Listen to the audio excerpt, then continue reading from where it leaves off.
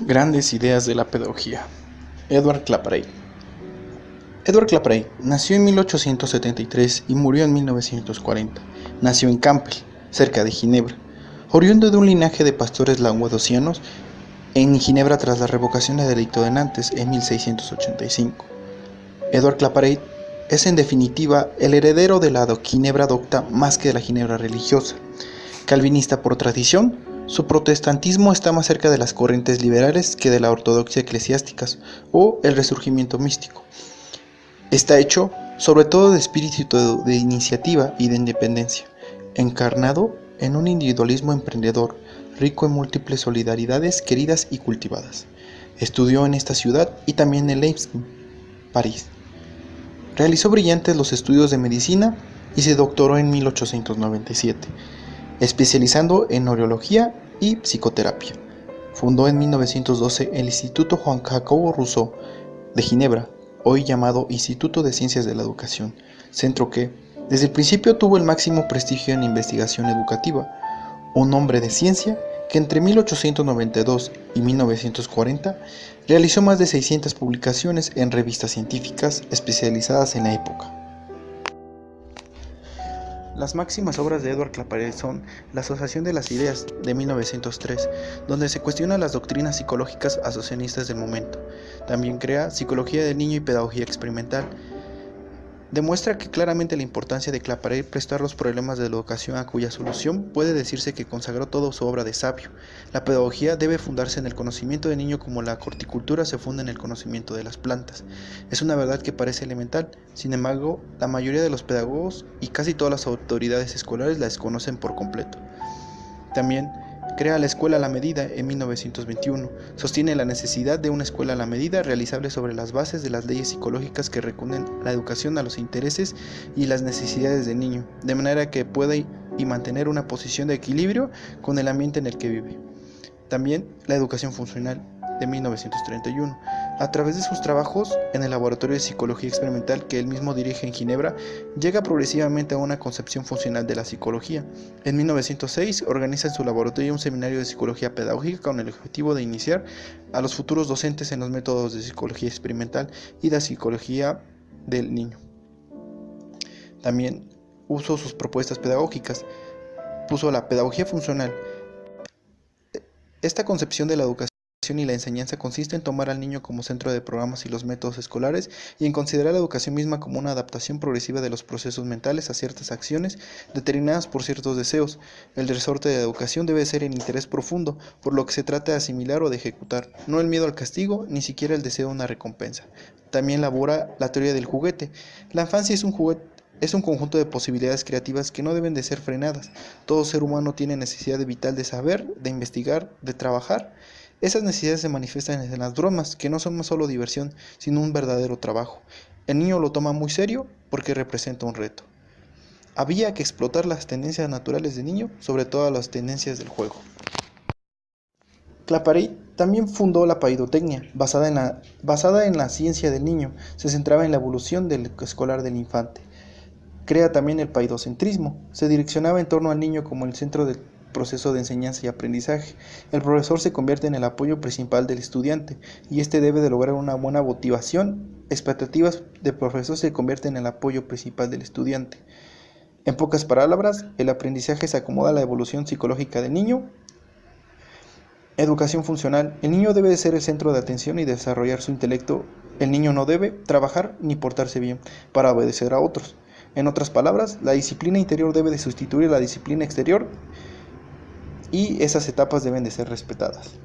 Escuela a la medida. El profesor debe de incentivar un aprendizaje relevante, contextualizado a las necesidades del niño, que se centrará en los intereses y aptitudes del niño y no al contrario. Sus aportaciones a la psicología. En 1901 fundó con el profesor Theodore Flournoy la revista The Archive Psychology. Fue secretario general en cuarto Congreso de Psicología. También elaboró la psicología funcional, un método de estudio capaz de ayudar a la solución de ciertos problemas que atañen a la vida del espíritu. Estudia cada fenómeno en la totalidad de la conducta, en el conjunto de las reacciones del organismo y lo relaciona con las tendencias, las necesidades y las apreciaciones del ser vivo. También crea grandes leyes de las conductas. Claparey entiende la vida humana como el perpetuo reajuste de un equilibrio perpetuamente roto. Toda reacción, todo comportamiento tiende siempre por función al mantenimiento, la preservación o la restauración de la integridad del organismo. Según nuestro modo de pensar, puede decir que un organismo está equilibrado, cunado, no necesita ni le sobra nada, y cuando además está bien estructurado, esto es bien colocados en los distintos elementos o partes de lo que consta. Sobre la formación de los educadores, Claparède argumentaba que la iniciación en la pedagogía experimental debe enseñar al educador a comprobar, mediante la observación y la experiencia, el valor de sus medios de investigación y de educación, a fin de hacerse capaz de dominar los resultados de su acción empleando medidas objetivas. Para esto, es sugerible y aceptable saber qué opina un profesor sobre su labor y cómo éste se relaciona en el medio que se conforma entre el profesor y el alumno.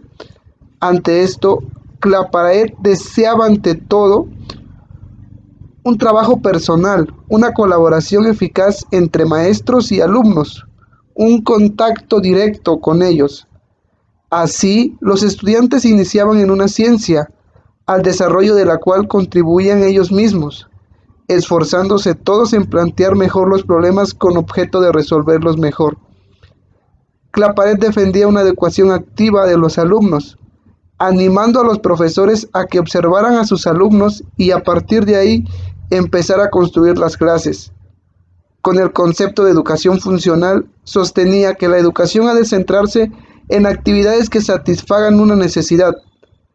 La educación debía preparar para la vida.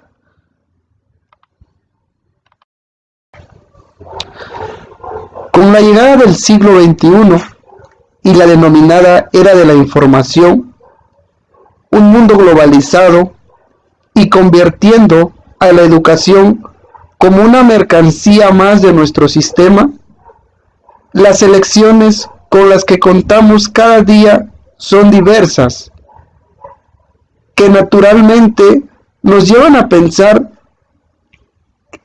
una pregunta que en aquel momento Édouard Claparède se hacía.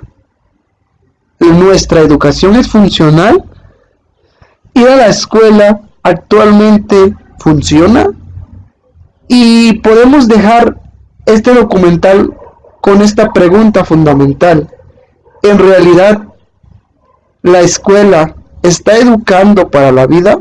¿Nos está preparando para convertirnos en seres humanos útiles para la sociedad?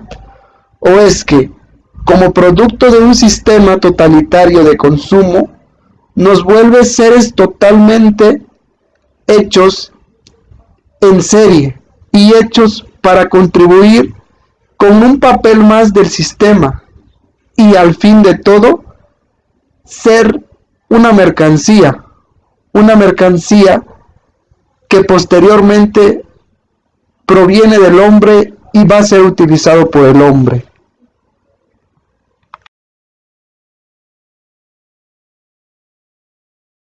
Yo creo que la interacción con los jóvenes, una. Yo me he dedicado más a la cuestión de licenciatura. Entonces, el ver su forma de pensar, a lo mejor valorar yo cómo pensaba antes, cómo han cambiado tanto los procesos para aprender como las metas que tienen ahora los jóvenes, es muy lindo, es muy bonito enterarse de esa parte. ¿Cuál ha sido el reto más grande que ha tenido? El reto más grande, en la parte de enseñanza o en la parte de aprendizaje. En las dos. Yo creo que en la parte de enseñanza el ser claro, el poderme subir al nivel de los chicos, el poderme subir al lenguaje de los chicos, eso ha sido el reto más grande por la profesión a lo mejor que tengo. En mi profesión utilizamos muchos tecnicismos al redactar notas, al redactar expedientes, nos piden tecnicismos y eso lo vamos automatizando. Y entonces, en el momento en que yo inicié a dar clases, hablaba con muchos tecnicismos y se me quedaban viendo como, ¿y esto qué es? Entonces, el tomar esos tecnicismos, el darles una definición, el darles ejemplificación, yo creo que ha sido mi reto más grande en la enseñanza, el ser claro, para darme a entender. Y en la parte del aprendizaje, porque obviamente yo sigo aprendiendo y aprendo muchísimo, yo creo que el reto más grande en la parte de mi aprendizaje es el volver a retomar libros y el ser transversal, sobre todo en las diferentes licenciaturas en donde estoy, que no forman parte de mi formación profesional. Por ejemplo, psicología, doy clases también a chicos de educación especial, el agarrar varios libros para poder aterrizar algo que en mi formación profesional como tal no lo vi porque era una materia y otra materia, no nos enseñaron, o bueno, a mí no me enseñaron, o no aprendí, mejor dicho, a ser transversal para poder llegar a un fin. Ese ha sido mi más grande reto en la parte de aprendizaje. Okay. Como recomendación para una persona que quiera iniciarse en esto del arte de la enseñanza, y según tu experiencia, ¿qué se requiere para ser maestro o maestra? Wow. Yo creo que soy el menos indicado para dar una recomendación, porque no tengo una formación docente como tal. Platicando con un maestro, con un doctor que fue mi maestro, él me hizo ver que la palabra doctor proviene de la misma raíz etimológica que docente, que es docere, y el docere es el que enseña, el que sabe enseña. Entonces me dice, los doctores, porque antes nosotros éramos doctores, no era por grado académico, los médicos éramos los doctores, los médicos implícitamente en la formación académica debemos tener este don, ¿no? de la enseñanza. Entonces, híjole, es una pregunta muy difícil porque voy a repetir, yo creo que soy el menos indicado en dar como que un consejo, aparte que no me gusta dar consejos. Pero yo creo que lo que se necesita para poder acompañar a chicos en su formación es, primero, que te guste la interacción social. Uno. Segundo, que te guste la profesión que desempeñas, que ames lo que haces. Teniendo esas dos partes, la enseñanza por añadidura se da. Porque tenemos una interacción social, me gusta lo que hago y te lo muestro, te lo explico, literal, te lo enseño. Digo, mira, esto es, y es así y así, y a lo mejor busco otro de los consejos que pudiera yo dar sería el tratar de hacer más fácil de lo que nos hicieron nuestros maestros a nosotros este proceso de enseñanza. Que vamos a tener muchas lagunas, muchos baches, y ahí sí que nos disculpen todos los que han pasado por nuestras manos, pero a lo mejor también otro de los consejos es tratar de dejar ese gusanito para que no solamente se conformen con la profesión en la que están, sino tengan esta parte o esta iniciativa de decir, quiero enseñar a alguien más o quiero formar parte de la formación, válgase la redundancia, de alguien más. ¿Mi problema? Pues ir a la escuela funciona en la medida de dos factores, ¿no? Del profesor, que es el que enseña, y del que aprende. Desde mi punto de vista personal, como dicen algunos investigadores, si el cerebro está hecho para sobrevivir y no para pensar, quiero creer que también la escuela tendría que cumplir con esta situación de enseñar a sobrevivir al alumno, pues. Entonces, solo en la medida que el alumno perciba que el conocimiento que obtiene de la escuela le facilita su sobrevivencia, pues le pondrá más atención y al poderlo aplicar entonces tendría sentido venir a la escuela. Mientras no se perciba esta posibilidad, pues la escuela seguirá siendo desmotivante. Ok, en su experiencia como profesor, si pudiera enumerar del 0 al 10, ¿qué tan difícil o qué tan sencillo o qué tan gratificante ha sido para usted ser profesor, ser docente? Muy gratificante, tal vez no el 10, pero sí el 9, ¿no? Al grado tal de que ha llegado el momento en que por cuestiones económicas la escuela ya no sería sustentable el venir, pero sigue uno asistiendo, y curioso, no por enseñar, sino por aprender, porque uno es con lo que se relaciona, y cuando se relaciona uno con chicos, está uno al tanto de las cosas que ellos viven, de las cosas que ellos pasan.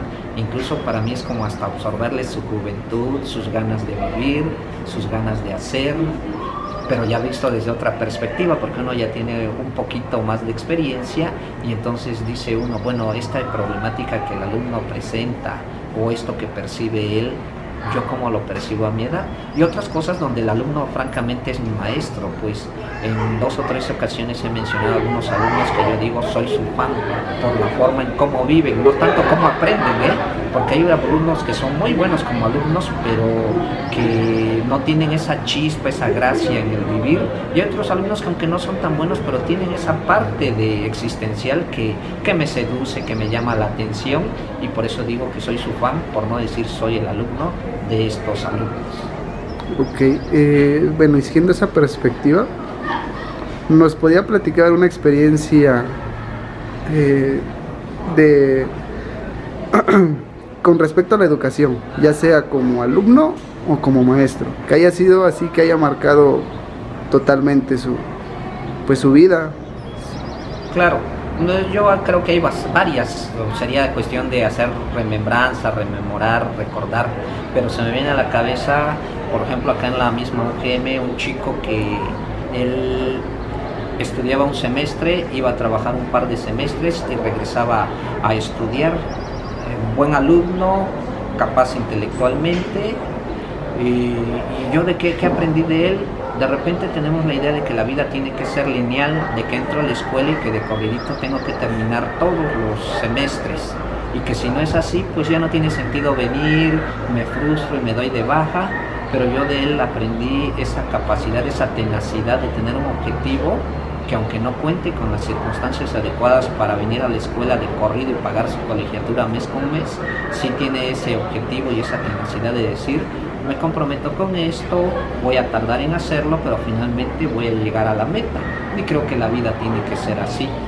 De repente la vida no puede ser lineal como nosotros quisiéramos, alcanzar nuestro objetivo en directo, pero si realmente queremos algo, tenemos la tenacidad y el entendimiento del por qué queremos esas cosas, seguramente que nos van a dar fuerza y motivación para alcanzar lo que queremos. Y como esas, hay otras historias que me han ido marcando en mi forma de ver la vida. La vida no es de quien llega primero, sino de quien sabe llegar.